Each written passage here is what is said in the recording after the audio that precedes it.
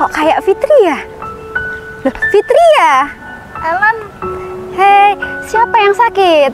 ini aku lagi nunggu kakakku yang lagi sakit. Kata dokter kakakku didiagnosa radang usus buntu. Kakakku itu loh suka makan pedas, suka makan seblak, suka makan jambu sebiji-bijinya.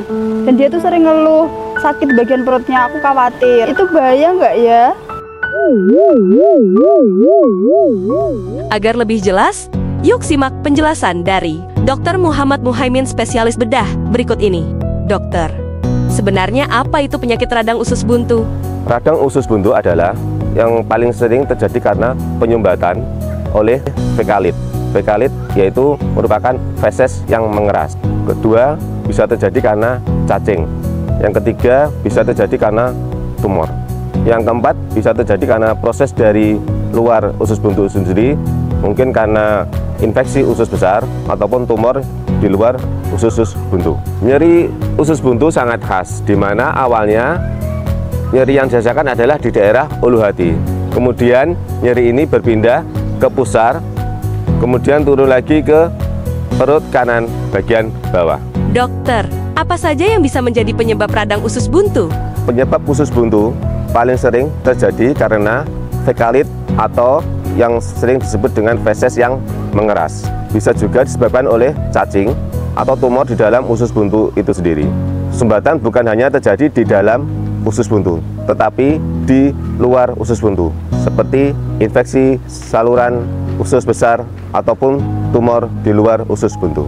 Ketika terjadi sumbatan aliran limfe dari usus buntu, maka lama-kelamaan usus buntu akan meradang.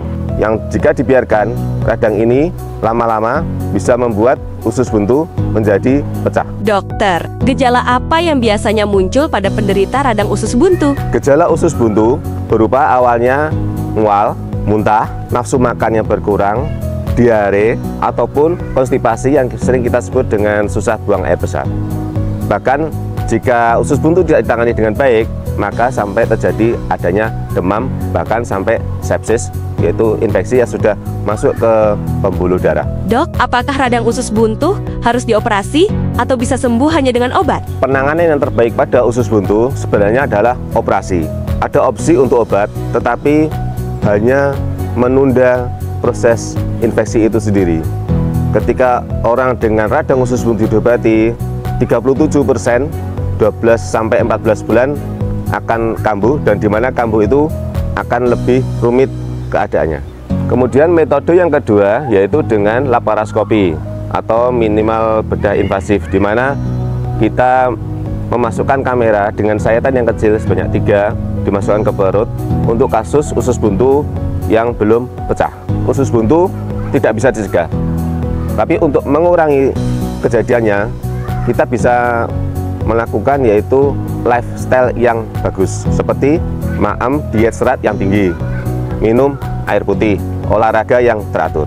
Dokter, mitos atau fakta sering makan pedas dan seblak bisa menyebabkan radang usus buntu? Itu mitos, karena penyebab usus buntu bukan berasal dari kita sering makan cabai, kita suka maem seblak ataupun yang lainnya. Karena penyebab usus buntu adalah penyumbatan, yang saya jelaskan dari awal tadi adalah penyumbatan dari fekalit atau feses yang keras, cacing, tumor, dan penyebab dari di luar usus buntu itu sendiri. Dokter, adakah pesan untuk masyarakat agar terhindar dari penyakit radang usus buntu? Pesan kami kepada masyarakat, jika ada keluhan nyeri ulu di hati, sebaiknya tidak diobati sendiri dengan pemberian obat anti nyeri. Karena jika diobati dengan anti nyeri, gejala usus buntu akan hilang, tapi proses infeksinya dia akan berjalan terus. Lambat laun, pasien datang ke IGD sudah dalam keadaan usus buntu yang sudah pecah. Jika ada keluhan nyeri ulu hati, kemudian pindah ke pusar ataupun ke perut bagian bawah, segera periksakan ke dokter yang berkompeten. Terima kasih. Nah, Sobat Kusma, sekarang sudah tahu kan tentang penyakit appendix atau radang usus buntu. Semoga bermanfaat. Salam Sobat Kusma.